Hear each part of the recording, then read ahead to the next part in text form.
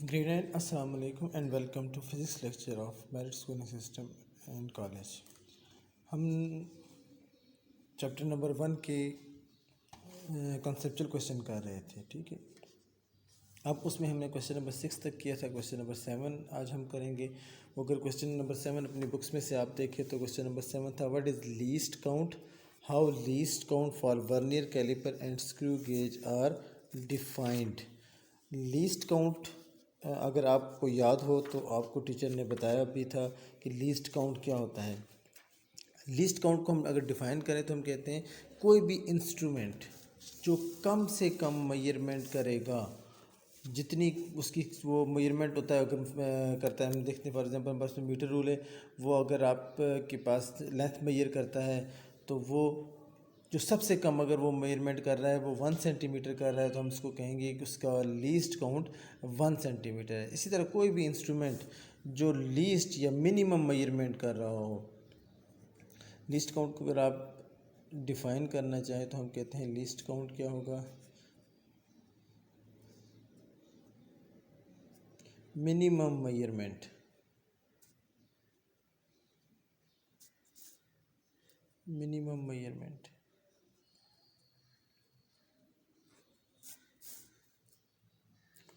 Bye an instrument, कोई भी instrument जो कम से कम मेजरमेंट करेगा। जितने भी मेजरमेंट इंस्ट्रूमेंट आप इस्तेमाल कर रहे होंगे उनमें से और जो भी आप यूज़ कर रहे हैं वो जो कम से कम मेजरमेंट करेगा वो क्या रहेगा, उसका लीस्ट काउंट। ठीक हो गया। अब फॉर एग्ज़ाम्पल मैं आपसे पूछूं अगर कि घड़ी है आपकी, जो आपकी वॉच होती है, रिस्ट वॉच होगी, इसका लीस्ट काउंट क्या होगा। तो अगर आप गौर करें तो ये आपको आवर्स भी बताती है आपकी घड़ी, मिनट्स भी बताती है, लेकिन कम से कम जो ये मेजरमेंट करती है वो 1 सेकंड करती है। तो हम कह सकते हैं जो वॉच हम यूज़ कर रहे हैं उसका लीस्ट काउंट है 1 सेकंड। ठीक होगा, क्योंकि कम से कम ये मेजरमेंट कर रही है। इसी तरह हम वर्नियर कैलिपर का बताएंगे। फिर अब क्वेश्चन में पूछा गया कि लीस्ट काउंट क्या होता है, मैंने लीस्ट काउंट की आपको डेफिनेशन बता दी। अब हम बताते हैं कि वर्नियर कैलिपर का लीस्ट काउंट क्या होगा। वर्नियर कैलिपर का लीस्ट काउंट का मतलब क्या होगा कि minimum measurement a vernier caliper can measure, कि वो कम से कम मेजरमेंट जो वर्नियर कैलिपर मेजर कर सकता हो वो कहलाएगा उसका लीस्ट काउंट। अब वो हम निकालेंगे कैसे, कैसे मालूम करेंगे कि वर्नियर कैलिपर का लीस्ट काउंट क्या है। ठीक है। अब हम लीस्ट काउंट निकालने के लिए जो हमारे पास दो फार्मूलाज यूज़ होते हैं लीस्ट काउंट के लिए, ठीक है। एक फार्मूले को हम कहते हैं, हम लिखेंगे 1 मेन स्केल डिवीजन।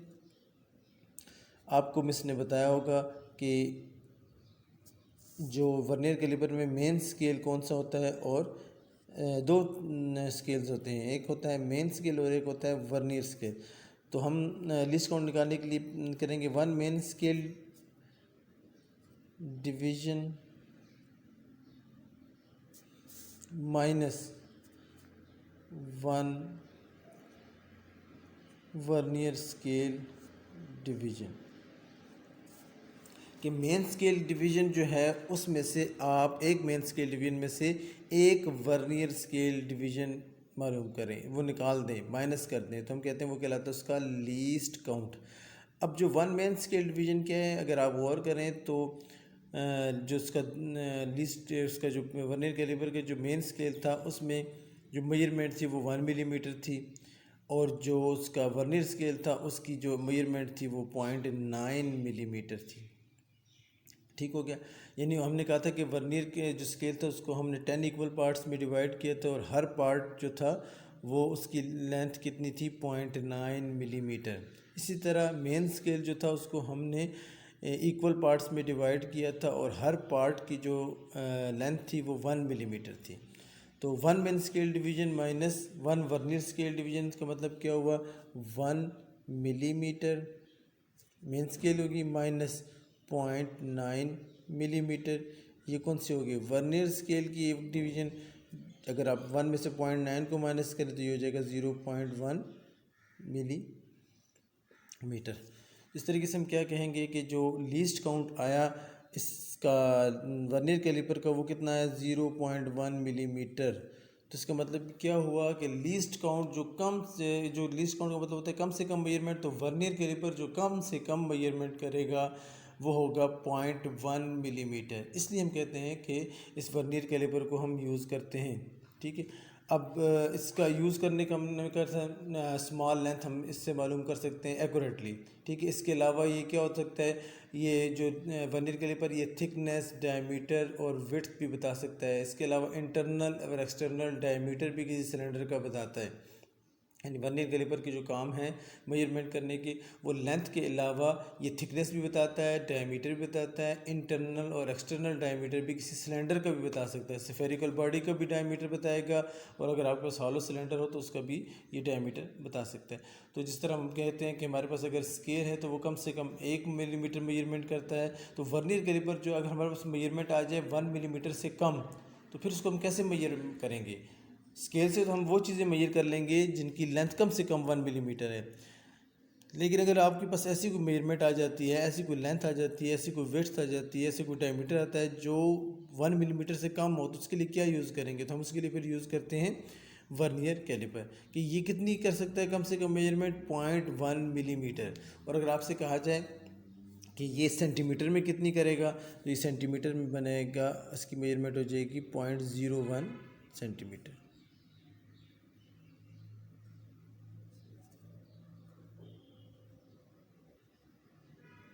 ठीक है, मिलीमीटर को हम सेंटीमीटर में कन्वर्ट करने के लिए क्या करते हैं, 0.1 को डिवाइड कर देते हैं हम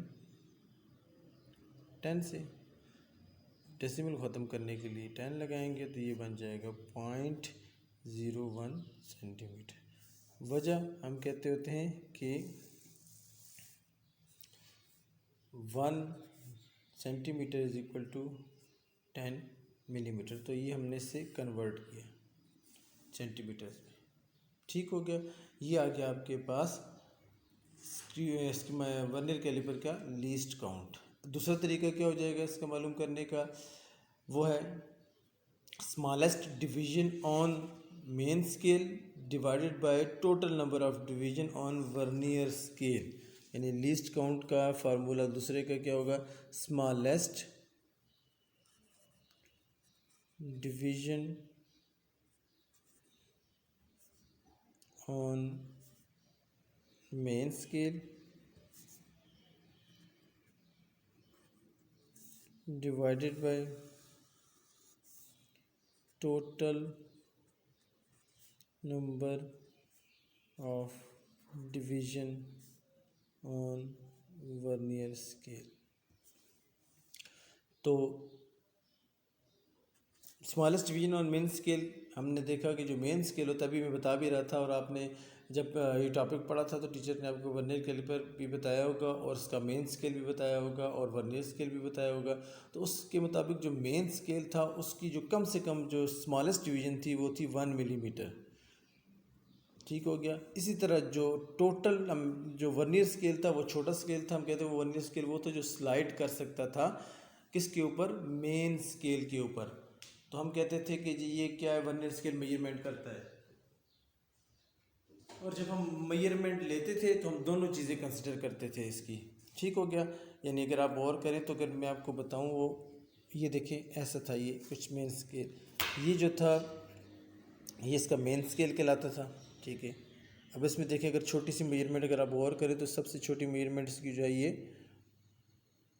1 मिलीमीटर है। यहाँ से ये देखिए ये छोटी छोटी मेजरमेंट जो है इसकी है ये 1 मिलीमीटर है।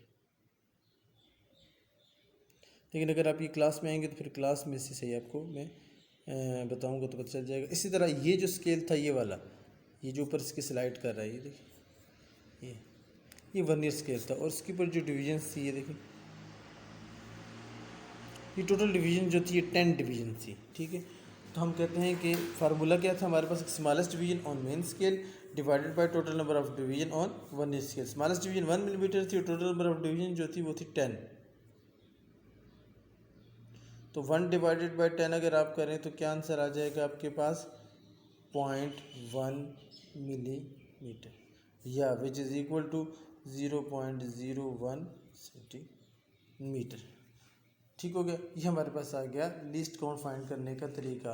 किस चीज़ की, वर्नियर कैलिपर का। नेक्स्ट उन्होंने पूछा स्क्रू गेज का।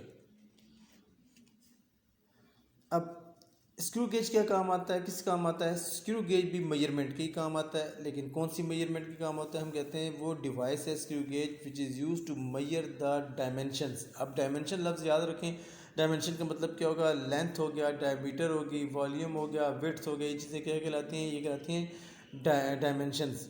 ठीक है, किसी भी फिजिकल क्वांटिटी के डायमेंशंस कहलाएंगी क्या चीज़? डायमेंशन का लफ्ज़ जहाँ यूज़ हो रहा होगा वहाँ पर लेंथ का मतलब डायमेंशन से मुराद होगी लेंथ, डायमीटर, वॉल्यूम, वेट वगैरह वगैरह। ठीक हो गया जी। तो हम कहते हैं ये डिवाइस जो यूज़ होता है टू मेजर द डायमेंशन, यानी लेंथ हो गया, डायमीटर हो गया, वॉल्यूम हो गया, किसका? बहुत छोटे ऑब्जेक्ट्स का। कहाँ तक? हमने कहा था लीस्ट काउंट जो मेजरमेंट करता है वो 0.1 मिलीमीटर करता है, जबकि वर्नियर जो स्क्रू गेज है उसकी जो मेजरमेंट है कम से कम वो है 0.01 मिलीमीटर। तो अगर आप स्क्रू गेज को देखें तो जो स्क्रू गेज है, ये जब आप क्लास में आएंगे मैं बार बार बता रहा हूँ कि मैं वहाँ भी आपको बताऊँगा। जो स्क्रू गेज है वो कम से कम जो है उसको वो मेजरमेंट कर सकता है, वो करता है 0.01 मिलीमीटर। ठीक हो गया जी। यानी इससे कम मेजरमेंट करेगा 0.01 मिलीमीटर। अब ये अब देखिए, और जबकि वर्नियर कैलिपर था वो कितनी सबसे कम मेजरमेंट कर रहा था, वो था 0.1 मिलीमीटर। यानी ये उससे भी छोटा अगर कोई आ जाए, कोई लेंथ आ जाए, कोई विड्थ आ जाए, कोई डायमीटर आ जाए, कोई वॉल्यूम आ जाए, तो स्क्रू गेज जो है वो इसको भी मेजरमेंट कर सकेगा, इससे कम वाले को भी। अब लीस्ट काउंट किसका हो जाएगा? अगर आप कहें कि स्क्रू गेज का क्या होगा? अब अगर स्क्रू गेज को आप गौर करें तो स्क्रू गेज को अगर आप 9th क्लास को गौर करें तो स्क्रू गेज जो होता है वो हम कहते हैं कुछ इस किस्म का होता है। ठीक है, ये देखिए ये हमारे पास स्क्रू गेज है। अब ये यूज़ होता है मेजरमेंट करने के लिए, कितनी मेजरमेंट करने के लिए? जो उस लीस्ट काउंट से ना मेजर कर सके, जो सॉरी वर्नियर कैलिपर से मेजर ना कर सके। तो वर्नियर कैलिपर से हम 0.1 मिलीमीटर में ये कर सकते हैं, और उससे कम जो होगा वो हम किससे मेजरमेंट करेंगे? स्क्रू गेज से। इस पर अगर आप गौर करें, इस पर भी दो स्केल थे, इसकी भी दो स्केल होते हैं। अगर आप गौर करें, एक ये वाला घूमने वाला भी आपको क्लियर इसमें नज़र नहीं आएगा, लेकिन चूंकि जब आप क्लास में आएंगे तो मैं बताऊँगा आपको। ये हालांकि यहाँ पर ये देखें, ये मेजरमेंट इसमें ये दी गई है इस पर, लेकिन वो आपको भी क्लियर नज़र नहीं आने लगी।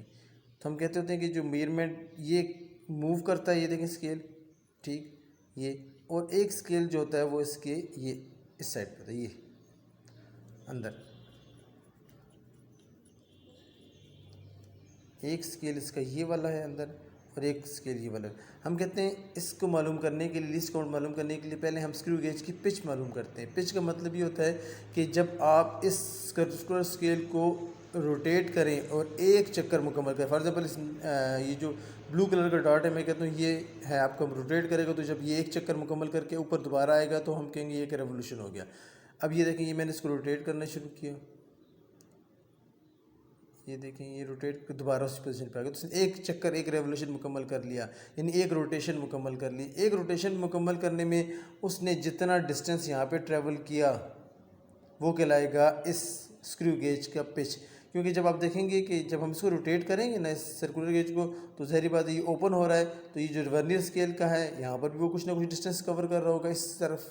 ठीक है, तो हम कहते हैं वो कहलाएगा इसका पिच। तो अब अगर हमने डिफ़ाइन किया पिच क्या चीज़ होती है, अब अगर फार्मूला देखें इसका लीस्ट काउंट, वो हम लीस्ट काउंट के लिए हमें चाहिए था इसका एक पिच हमें मालूम करना ज़रूरी थी। तो लीस्ट काउंट के लिए फार्मूला जो था वो है pitch of the screw gauge divided by total number of division on circular scale.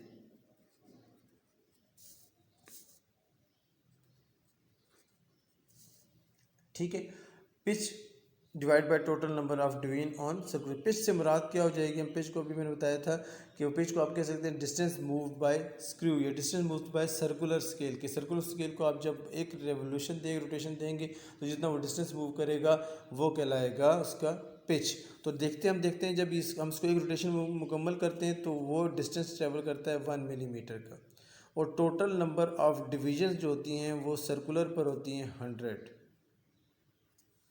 तो 1 divide by 100 is equal to 0.01 centimetre millimetre से। और इसको अगर मैं कन्वर्ट करूं सेंटीमीटर में तो ये बन जाएगा 0.001 सेंटीमीटर। ठीक हो गया। तो ये स्क्रू गेज आया कि लीस्ट काउंट आ जाएगा, स्क्रू गेज जो कम से कम मेजरमेंट करेगा वो इतनी करेगा। ठीक हो गया। अब आपका नेक्स्ट क्वेश्चन देखते हैं कि कंसेप्चुअल क्वेश्चन आपका अगला कौन सा है जी। वो मैं आई थिंक लास्ट है question number 8। How can we define the volume of a How can we find the volume of a small pebble with the help of measuring cylinders? अगर आपके पास measuring cylinder गिवन हो तो उनकी मदद से आप मालूम करें। अगर किसी पत्थर का या पत्थर के टुकड़े का अगर आप मालूम करना चाहें वॉल्यूम तो कैसे मालूम करेंगे। अगर आप उसको गौर करें कि हम अगर पत्थर के टुकड़े का वॉल्यूम मालूम करना चाहते हैं तो उसके लिए वो जो ट्यूब इस्तेमाल होगी या मेजरिंग सिलेंडर इस्तेमाल होगा वो कैसे होगा। मेजरिंग सिलेंडर का यहाँ क्या काम, मेजरिंग सिलेंडर कैसे इसको करेगा मेजर। हम इसके लिए कुछ और चीज़ मालूम कर सकते हैं, हम इसको स्क्रू गेज से मालूम कर सकते हैं, हम इसको किसी वर्नियर कैलिपर से मालूम कर सकते हैं। लेकिन उन्होंने कहा कि आपको अगर मेजरिंग सिलेंडर से मालूम करना चाहे तो कैसे करेंगे। अगर आप देखें मेजरिंग सिलेंडर क्या होता है, हम कहते हैं कुछ इस शेप का सिलेंडर होता है।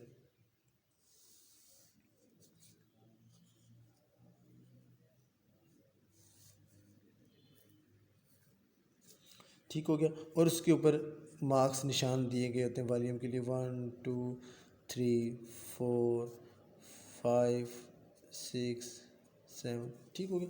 अब ये इस तरह के मार्क्स दिए गए होते हैं, इसमें हम पानी डालते हैं, लिक्विड या कोई भी लिक्विड डाल देते हैं, उसका हम वॉल्यूम इससे मेजर कर सकते हैं। ठीक है। लेकिन उन्होंने कहा भाई इससे अगर पत्थर के टुकड़े का, ये पत्थर का टुकड़ा है, इसका वॉल्यूम मालूम करना हो तो इससे कैसे मालूम करेंगे। तो उसका तरीका क्या है, हम क्या करते हैं सबसे पहले इसमें कोई भी लिक्विड डालते हैं और उसका वॉल्यूम नोट कर लेते हैं। फॉर एग्जांपल हम कहते हैं कि हमने इसमें डाला पानी यहाँ तक, ठीक है, तो इसका वॉल्यूम यहाँ पर था 5, ये आपने अपने पास नोट कर लिया। अब उसके बाद आपने क्या किया कि आपने इसके अंदर इस पत्थर को डिप कर दिया, डाल दिया, फेंक दिया। जब पत्थर का टुकड़ा इसके अंदर आएगा तो आप देखें ये ऑटोमेटिकली पानी का लेवल ऊपर चला जाएगा। हम देखते हैं कि पानी जब हमने पत्थर डाला तो पानी का लेवल आ गया यहाँ तक 7 तक, यानी पहले कहाँ था पानी का लेवल 5 तक, लेकिन पत्थर डालने के बाद उस पानी का लेवल कितना हो गया 7। तो अब हम अगर कहें कि हम वॉल्यूम ऑफ पेबल मालूम करना चाहें तो फिर हम इसको कैसे करेंगे, इस छोटे से एक्सपेरिमेंट की वजह से हम कैसे करेंगे, volume of water with payable, volume of water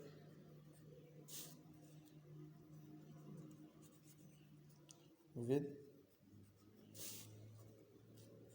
payable in टुकड़े के साथ minus volume of water without payable.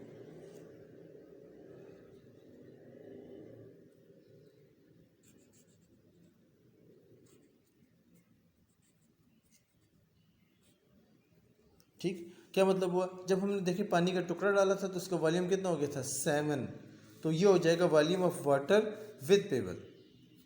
और माइनस क्या होगा, volume of water without payable. जब आपने इसमें ये टुकड़ा पत्थर का नहीं डाला था उस वक्त मैंने क्या कहा था, उसका वॉल्यूम कितना है 5, तो वो विदाउट पेबल हो जाएगा। 7 - 5 करेंगे तो इसका आ जाएगा आंसर 2। इस तरीके से हम कहेंगे वॉल्यूम जो हो गया वो पेबल का कितना निकल आया 2।